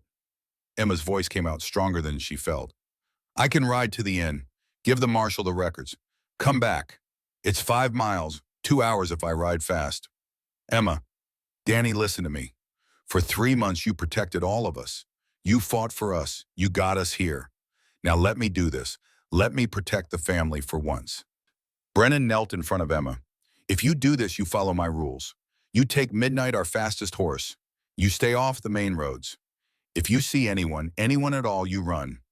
You don't stop. You don't explain. You just run. And if something goes wrong, if Hutchins catches you, you tell him it was my idea. You blame me. Understood? Yes, sir. Emma, Brennan's voice cracked slightly. You don't have to do this. Yes, I do. Because there are 15 children scheduled to be transferred next Monday. 15 more kids who will end up in mines and factories and hell on earth if we do not stop this now. I can't cook away that kind of evil. But maybe I can ride away from it fast enough to bring back help. She left at midnight, dressed in Danny's clothes, the records tucked inside her shirt against her heart. Brennan helped her on to Midnight and held the reins for a moment, looking up at her. Ride fast, ride safe. Come home to us. I will. Emma. Yes, sir. I love you. Like my daughter. You know that, right? Emma felt tears burn her eyes but blinked them back. I know. And I love you too. Like a father. She rode into the darkness carrying records that would save 63 children, or damn 5, depending on whether she made it to the Silver Star Inn before Hutchins figured out what she was doing. Behind her, Stone Ridge Ranch held its breath. Ahead lay 5 miles of Wyoming night and one girl's desperate ride to save her family and a whole lot of children she'd never met, but who deserved better than being sold for $50 apiece. The copper pot hung in the kitchen, clean now waiting. And somewhere in Willow Creek, Sheriff Hutchins slept without knowing that his entire corrupt empire was about to come crashing down, brought low by an 11-year-old girl with her mother's copper pot and her own iron will. But that part of the story was still being written. Tonight was just about riding, just about surviving, just about making it through darkness to bring back light. The night swallowed Emma whole. She rode hard through darkness so complete it felt like being blind, trusting Midnight to find the path while she focused on staying in the saddle and keeping the records pressed safe against her heart. The horse was fast, just as Brennan had promised, eating up ground with powerful strides that made the wind tear at Emma's face and steal her breath. Behind her, Stone Ridge Ranch disappeared into blackness. Ahead lay 5 miles of wilderness and the slim hope that she'd reach the Silver Star Inn before anyone realized what she was carrying. The first hour passed in a blur of motion and terror. Emma followed back trails like Brennan had instructed, staying off the main road where Hutchins might have men watching. The moon gave barely enough light to see by, just enough to make out the shapes of trees and rocks and the narrow path winding through them. Her hands ached from gripping the reins. Her legs burned from holding tight to Midnight's sides. But she didn't slow down. Couldn't slow down. Not with 63 children's lives tucked against her ribs and her own family's safety, depending on whether she could deliver them to someone who cared about justice more than power. She was 2 miles in when she heard it. Hoofbeats behind her, faint but unmistakable. Someone was following. Someone was chasing. Emma's heart jumped into her throat. She urged Midnight faster, leaning low over the horse's neck, whispering prayers and pleas into the animal's ear. Midnight responded, finding reserves of speed Emma hadn't known existed. Trees whipped past in dark blurs. The trail twisted and turned, dropped into gullies and climbed steep banks. Emma held on with everything she had, her whole world narrowing to the sound of hooves and breath and the pounding of her own terrified heart. The hoofbeats behind her grew louder, closer. She risked a glance back and saw torches, 3 or 4 of them bobbing through the darkness like angry fireflies. Men shouting to each other, voices carrying on the night air. There I see someone riding. Emma bent lower, trying to make herself smaller, less visible. Midnight's breathing came harsh and labored now. The horse had been running flat out for an hour and couldn't maintain this pace forever. Emma could feel the animal starting to tire the stride, shortening the power fading. "Come on, girl," Emma whispered. "Just a little further. Please, just a little further." A gunshot cracked the air. The bullet struck a tree to Emma's left bark exploding. She screamed despite herself, terror overriding training. Behind her, the men whooped and hollered like they were hunting rabbits instead of a child. Another gunshot. This one closer, close enough that Emma heard the bullet whine past her ear. Midnight stumbled, not hit, but startled, and Emma nearly lost her seat. She grabbed mane with one hand, records with the other, and somehow stayed on as the horse recovered and kept running. But it was no use. Midnight was done. The horse's sides heaved, foam flecking her mouth. Emma could feel the animal's strength, giving out muscles quivering with exhaustion. They'd run too far, too fast, and there was nothing left. Emma made a decision born of desperation and necessity. She pulled Midnight to a stop, jumped off, and slapped the horse hard on the rump. "Go run!" Midnight bolted, disappearing into the darkness without a rider. The men behind her shouted in confusion. Emma didn't wait to hear what they said. She grabbed the records, tight tucked them inside her shirt, and ran into the forest on foot. Running on horseback was one thing. Running through dense forest and pitch darkness was something else entirely.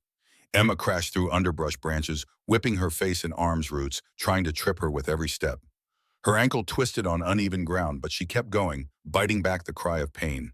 Behind her, she heard the men dismounting, heard them crashing through the same undergrowth, spreading out to search. "She's on foot, find her." Emma ran until her lungs felt like they'd burst, ran until her legs threatened to give out, ran until she couldn't run anymore, and had to stop pressing herself against a thick tree trunk, trying to quiet her ragged breathing. The men were still coming slower now, more methodical. They had torches. She had darkness. But darkness only helped if you knew how to use it, and Emma was lost, turned around, no longer sure which direction was forward and which was back. A ravine opened up in front of her without warning. Emma's foot found air instead of ground, and she tumbled, rolling down a steep slope, rocks and branches tearing at her clothes and skin. She hit the bottom hard, all the air knocked from her lungs, pain exploding through her left ankle where it twisted beneath her. For a moment, she just lay there, stunned and hurting, staring up at a sky she couldn't see through the canopy of trees. Then survival instinct kicked in, and she scrambled on hands and knees into a hollow beneath an overhanging rock, pressing herself as far back as she could go. Voices above her, torchlight flickering at the ravine's edge. "She went down there. I heard her fall. It's too dark. We'll break our necks to trying to climb down in this light. Boss is going to kill us if we don't find her. Boss doesn't know what he doesn't know. We tell him we chased someone off the property, lost them in the dark. Could have been anyone, a drifter, a thief. We don't mention the girl and he won't ask. What if she makes it to wherever she was going? Then we deal with it when it happens. Come on, let's get back before someone notices we're gone." The torches retreated. Footsteps faded. Emma waited in her hollow, barely breathing, counting to 100 and then counting again before she dared to move. When she finally crawled out, her whole body was shaking. Her ankle screamed when she put weight on it. But she was alive. She still had the records, and she still had 3 miles to go. Emma climbed out of the ravine inch by painful inch, using rocks and roots to pull herself up. By the time she reached the top, her hands were bleeding, and her ankle had swollen to twice its normal size inside her boot. She tried to walk and nearly screamed from the pain. Tried to run and managed maybe 3 steps before collapsing. 3 miles. She had to cover 3 miles on a sprained ankle in complete darkness, with Hutchins' men potentially still searching.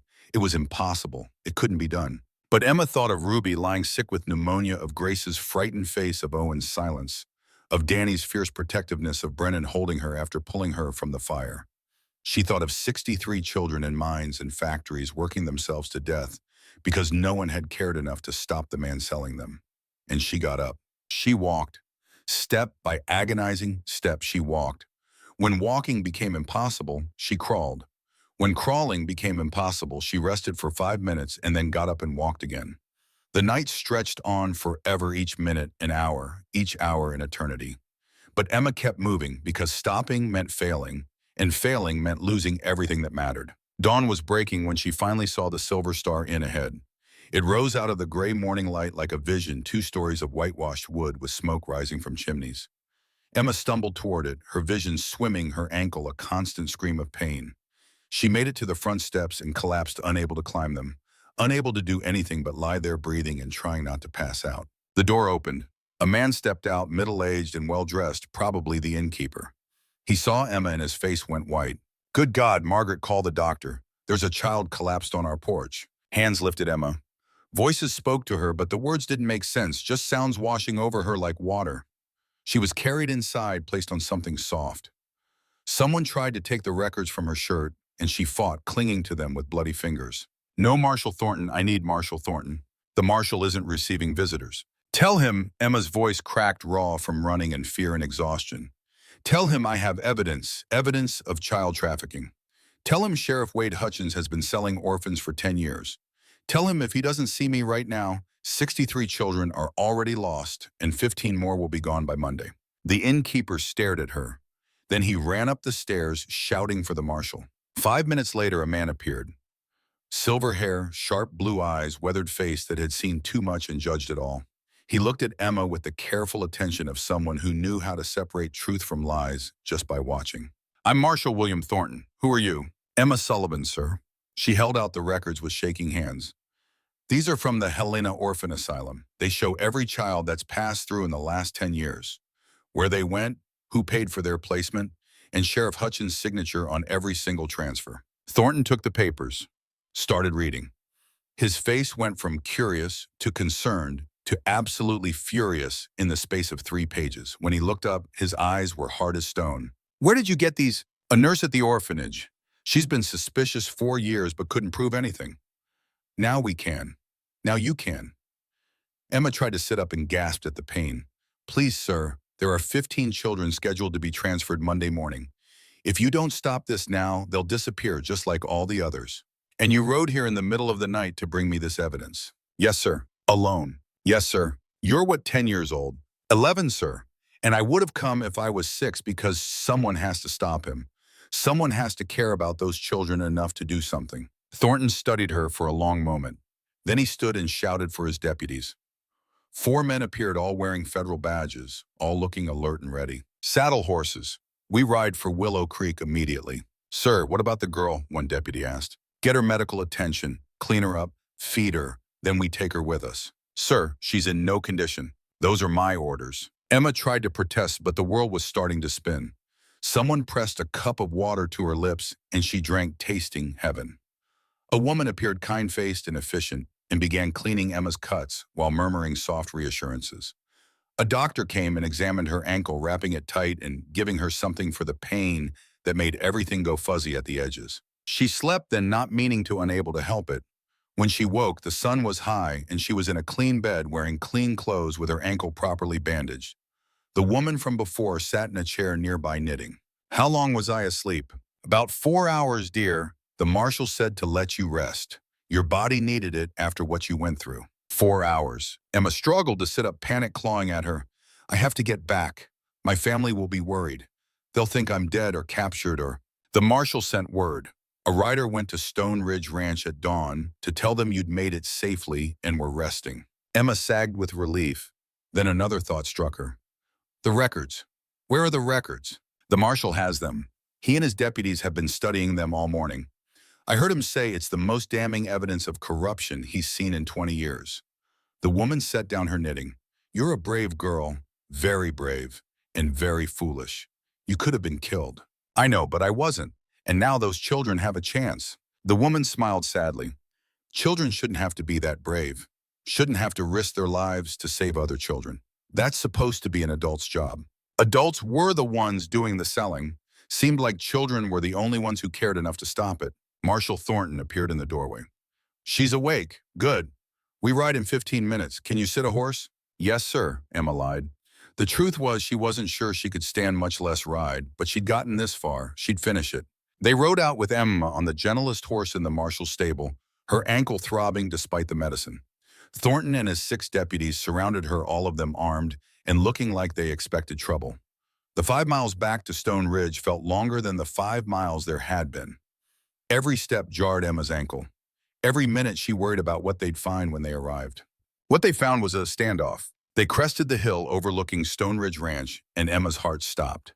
At least 10 men on horseback surrounded the ranch gate. She recognized several of them as Hutchins' deputies. And there at the front sat Sheriff Wade Hutchins himself, his face purple with rage, a rifle across his saddle. Inside the gate, Brennan stood with his own men spread out behind him, all armed. Danny was there too, holding a rifle that looked too big for his 13-year-old frame, but holding it steady nonetheless. Sam stood at Brennan's right, face grim. The other cowboys were positioned strategically around the yard. Hutchins was shouting, "Last chance, Brennan, hand over those children, and whatever evidence you think you have, and maybe I'll forget you've been harboring fugitives."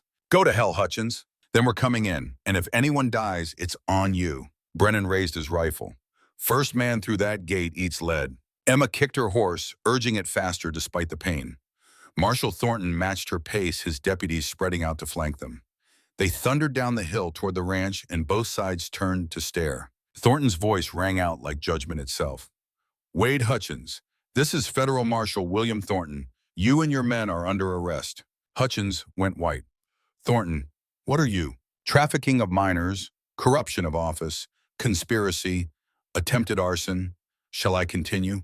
"You have no proof." Emma rode forward, pulling up beside Thornton. "Yes, he does." Hutchins saw her, and his face transformed from a white to purple. You little..." Brennan stepped forward, rifle coming up. "Finish that sentence and it'll be the last thing you ever say." "She assaulted my deputy," Hutchins was shouting, now losing control. "Left him brain damaged, and she's wanted for..." "She's under federal protection now," Thornton said calmly, "as are all the children at Stone Ridge Ranch. And as for evidence, we have records showing 63 children trafficked through the Helena Orphan Asylum over 10 years. Every single transfer authorized by you, every single payment documented, names, dates, amounts, all with your signature." Hutchins' hand moved toward his rifle. His deputies shifted nervously. For a moment, the whole world balanced on a knife's edge. Then Hutchins cracked. "Do you know how long it took me to build this?" Spittle flew from his mouth. "How much planning, how much work I was giving those children purpose structure. My daughter died because I couldn't provide for her, and I've spent 10 years making sure other children learned the value of hard work and discipline." "You were killing them," Emma said quietly. "Just like your daughter died. Over and over, killing children because you couldn't save the one that mattered." "I was saving them." "You were repeating your tragedy," Brennan said, "using other people's children to try to fix what broke in you. But that's not how healing works, Hutchins. That's just spreading your pain to people who didn't deserve it." Hutchins drew his rifle. Thornton's deputies moved instantly, 6 guns trained on the sheriff before he could even get the weapon shouldered. Hutchins froze, looking at the odds, at the federal badges, at his own deputies, who were slowly backing their horses away from him. "Put it down," Thornton said. "It's over. I'll be damned first." "You're already damned. The only question is whether you go to prison or to hell. Your choice." Hutchins looked around at his men, but they wouldn't meet his eyes. Looked at Brennan and saw only cold justice. Looked at Emma and saw the child he'd tried to sell, tried to burn out, tried to destroy, still standing, when his whole corrupt empire was falling apart. He lowered the rifle. Thornton's deputies moved in, surrounding Hutchins, pulling him from his horse, cuffing his hands behind his back. The sheriff didn't fight. All the rage had drained out of him, leaving just a broken old man who'd thought he was saving children and had been destroying them instead. As they led him away, Hutchins looked at Emma one last time. "You ruined me." Emma met his eyes steadily. "No, sir, you ruined yourself. I just made sure you couldn't ruin anyone else." They took Hutchins and 3 of his deputies into custody. The others scattered, suddenly remembering they had places to be that weren't here. Thornton stayed to take statements, to document everything, to make sure the case against Hutchins would be ironclad. Brennan crossed to where Emma sat on her horse, looking up at her with an expression she'd never seen on his face before, soft, vulnerable, terrified. "You should have come back hours ago." "I got delayed. I found midnight wandering without a rider. I thought..." His voice broke. "I thought Hutchins had caught you. I thought I'd lost you. But you didn't. I'm here." Brennan reached up and lifted Emma from her horse like she weighed nothing, pulled her against his chest, and held her like she was precious and fragile and worth saving. Emma wrapped her arms around his neck and finally let herself cry, all the fear and pain and exhaustion pouring out in great shaking sobs. "You did good," Brennan whispered into her hair. "You did so good, little one. Your mama would be so proud." Danny appeared, wrapped his arms around both of them, then Grace and Owen, and even little Ruby, until they were just a pile of people holding each other and refusing to let go. Sam and the cowboys stood at a respectful distance, giving the family their moment. Marshal Thornton watched it all with something like satisfaction on his weathered face. You know, he said to Sam, I've been a lawman for 30 years, seen a lot of corruption brought down a lot of bad men, but I've never seen anything quite like this. An 11-year-old girl single-handedly dismantling a trafficking ring that's operated for a decade. That's Emma, Sam said with quiet pride. She's got more courage in her little finger than most men have in their whole body. And the rancher Brennan died 7 years ago when fire took his family. Those kids brought him back to life, gave him something to protect again, something to care about. Emma and her siblings saved him just as much as he saved them. Thornton nodded slowly. That's what family does, I suppose. Saves each other. The paperwork took 3 days. Thornton and his deputies arrested Mrs. Blackwood from the orphanage. Rebecca, the nurse who'd risked everything to bring them the records, was cleared of any wrongdoing and offered a position at a hospital in Helena. They tracked down the businesses and individuals who'd been purchasing children as labor.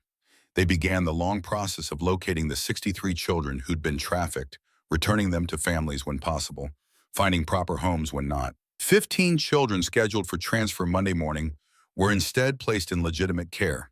They'd never know that a girl they'd never met had ridden through the night to save them, but they'd grow up free, and that was what mattered. During those 3 days, Emma rested. Her ankle healed. The cuts and bruises faded.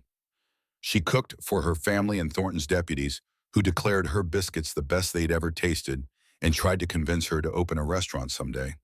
She taught Grace more cooking skills. She watched Owen gain confidence, talking more every day.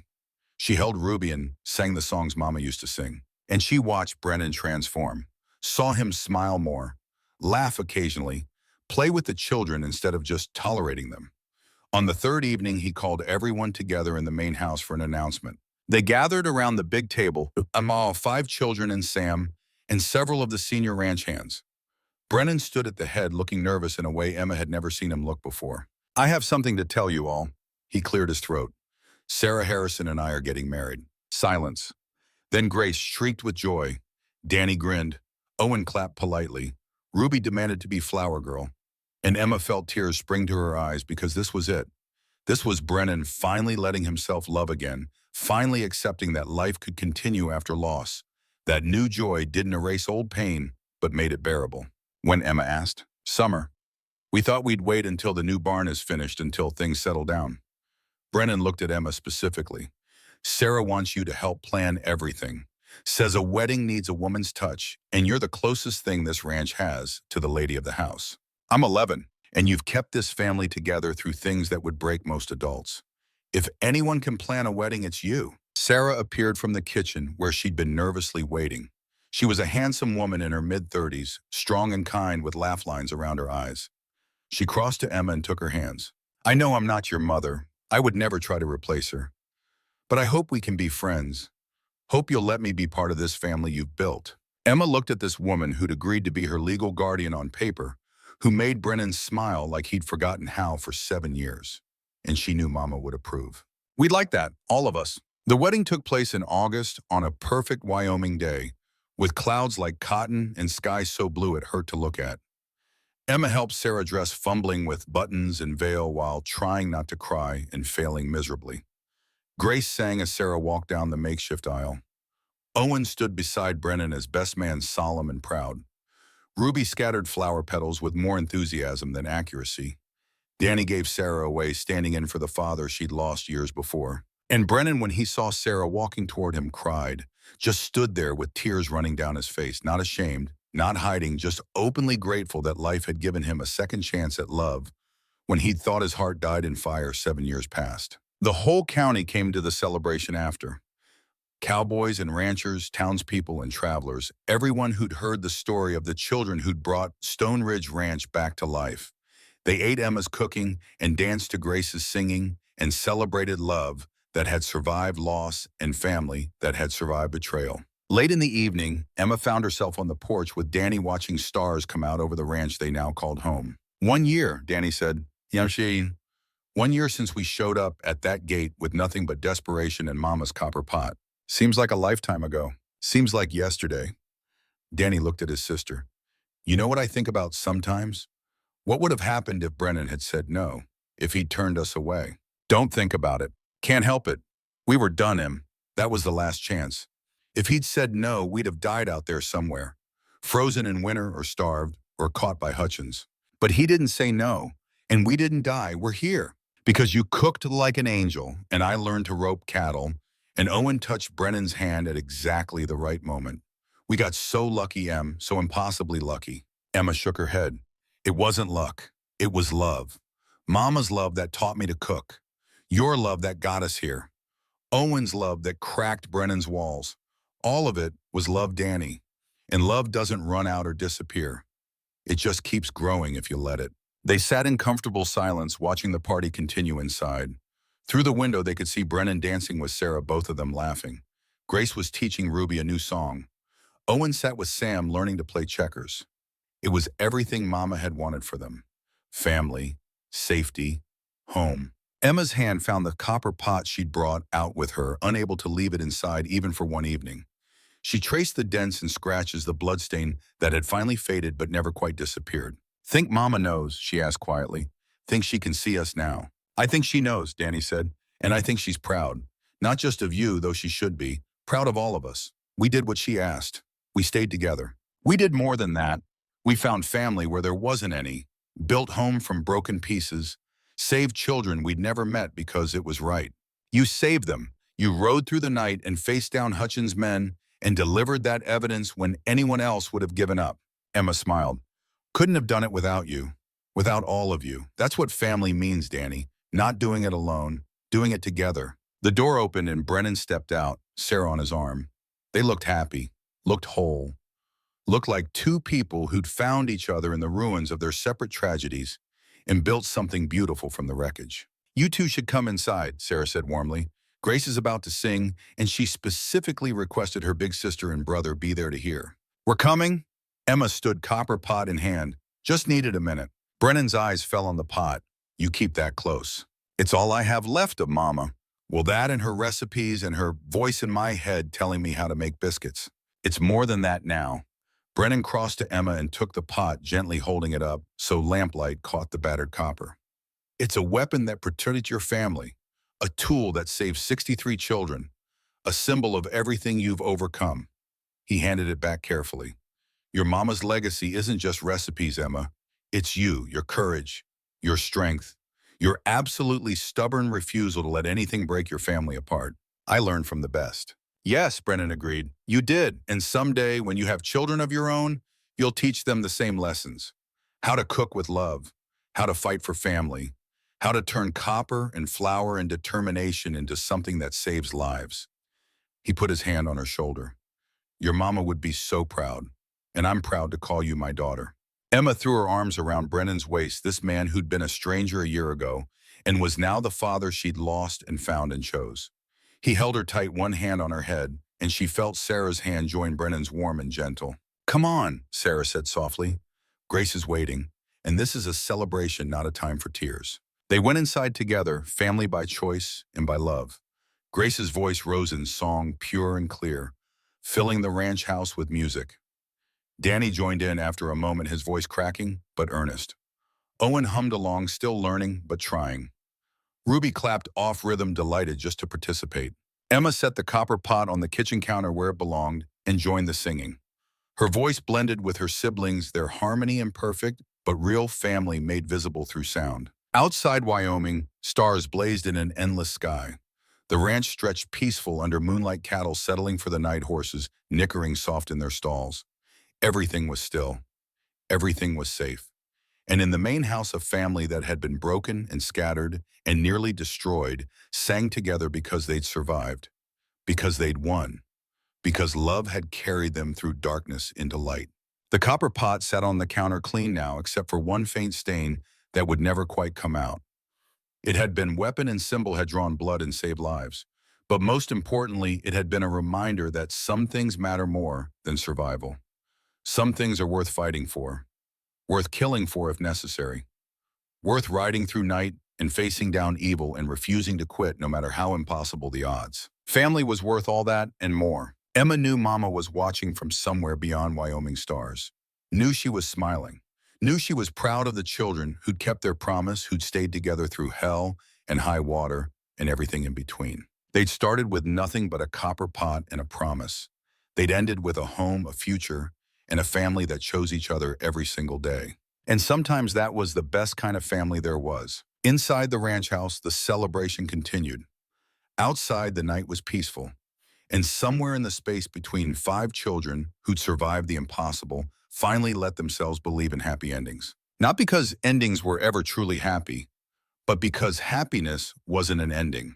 It was a choice you made every day to keep going, to keep fighting, to keep loving, even when the world tried to teach you that love was weakness. Emma had learned different. Love was strength. Love was survival. Love was the copper pot that protected you and the biscuits that fed you and the promise that bound you to the people who mattered most. And that lesson taught by a mother who died too young and learned by children who grew up too fast was worth more than all the gold in Wyoming.